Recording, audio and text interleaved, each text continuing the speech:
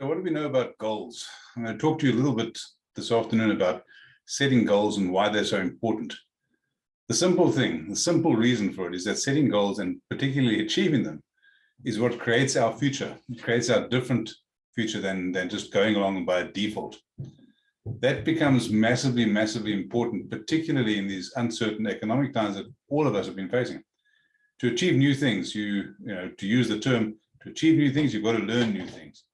And the thing that really strikes me is that you can't become a plumber or an electrician or a doctor or a lawyer or whatever if you've never done some kind of apprenticeship, if you've never learned the new things. So you go from school and you become a plumber, but you don't just become a plumber, you actually learn about what it means to be a plumber. You learn what it means to be a doctor. You become a different person over several years. You've got to have that goal set in mind and then say, right, this is what I'm going to do to get there. So very important. As a business owner or leader, what that translates to is you've got to have different ways of communicating. You've got to have different ways of leading and inspiring. You've got to have different ways of setting up your processes, your systems, your teams, making sure that they are aligned to your own ambitions. And getting that right, setting those goals for them, for yourself, is critically important. In a conversation recently with a business owner, the person was quite, looking at the mass of things that they had to do and really worrying about how they were going to get it all done. And the issue there is to set goals that are massively, or as massively as you can, granular. Break them down to the smallest possible thing that you can do. Get that done, because that then allows you to tick it off, and there's a strong relationship between getting things done and being satisfied. Goals do probably these three things. One, they provide us with direction and focus. That direction and focus then allows us to have meaning and purpose. And as I just said a moment ago, satisfaction, getting that right. So meaning, purpose, direction, focus, having those goals, and this is where I want to get to. Maybe I had a dream at some point, I went into something, I did something, set the goal, set the plan in motion, and then achieve it. That's really important because, as I say, it gives us, firstly, direction and focus.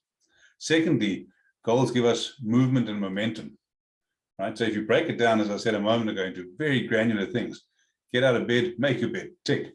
That's a bit of momentum for the day.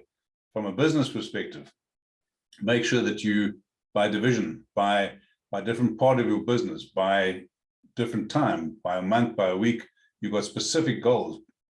Plan tonight for tomorrow, so you know exactly what those goals are, so that your different team members know what their goals are.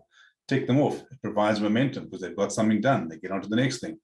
And the quicker they do it, perhaps you could look at how to incentivize them. And that then is very important as well, because it allows us, when we tick things off, to celebrate. And that is absolutely critical. It gives us, wow, I achieved something, I'm celebrating it, great. I've got direction, I've got focus, I've got movement, and I've got momentum. The third things that goals do, though, of course, is that they help you to become, they influence the person that you're going to become at the next level. If I think of someone like Richie McCaw, in his book, Legacy, which I've got a copy of over here, in that, well, not his book, of course, it's a book about the All Blacks. But they mention Richie McCaw, and they talk about the fact that he wanted to become a GAB, a great All Black. Now, he would have had goals, he would have had ambitions, he would have set them. We all know, seen videos probably of him running up the hills in Canterbury. Every single day, he had to work hard with small goals, achieve them, so that he could become one of the world's greatest ever rugby players, and of course, two-time World Cup winning captain. As a South African, it was fantastic to see him doing that. Now, do I know exactly what his goals were? Of course not. But by setting those goals from a young age to become a great All Black and then working consistently, I don't think there's any doubt at all that he achieved, if not all of them, at least most of them. The thing about successful people is that they are intensely goal-focused. They recognize that no matter what their past, no matter what influences they've had before, it's not going to limit their potential. It's not going to limit their future.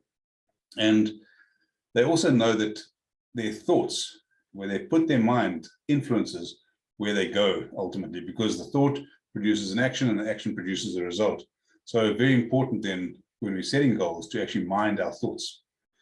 In 1978, 79, Harvard Business School ran an experiment. They asked the MBA class how many people had goals. And 3% had written down goals, articulated, written down. 13%, I think it was about 13%, had goals, but they hadn't written them down. And the rest, so what would that be? 84% had no goals at all. 10 years later, they asked the same group, okay, so How many of you, how are you doing? Compare them. The 13% that had goals but not written down were earning something like double the other 84%. So the 84% that had no goals, 13% that had goals but not written down were earning double what the 84% was earning. What was interesting, though, is that the 3% who had written down goals and clearly articulated goals were earning 10 times everyone else combined, everyone else together. Right? So, of course, earnings is not the only measure of success. I'm not saying that. But it was an interesting example. People with written down goals, clearly pushing, earned 10 times 10 years later than people that had no goals at all. So what does that mean? Well, firstly, invest the time, whatever it takes, invest the time in making sure you clearly know what it is you want and who you need to become, what you need to do to actually become that person to achieve the things that you want to achieve. Secondly, decide what price you're willing to pay to achieve those goals, because there is a price. Someone like Lisa Carrington, Olympic champion, had to pay a price every day, get up in the morning. I've got a niece, self-referencing for a second, who is a great swimmer, but she has to get up at 4:30 so she can be at training at 5:15. Decide what price you're prepared to pay so that you can actually make sure that you're prepared to pay it and you do it. That's the second thing. And then the third thing is take action, because having the goals and never taking the action isn't going to work. That action might include getting an accountability partner. It might include getting a group together. Tell them what you're trying to achieve. Share with each other, because you'll keep each other honest. You'll have some fun, hopefully, and you'll learn from each other along the way. If you need to know more, get hold of me. As a coach, I'll be glad to spend some time chatting with you. Make sure that you set the goals. Make it a daily habit to set goals. Make it a lifelong habit to set daily goals for the rest of your life. All the very best, and get in touch if you need something. Thanks. Cheers.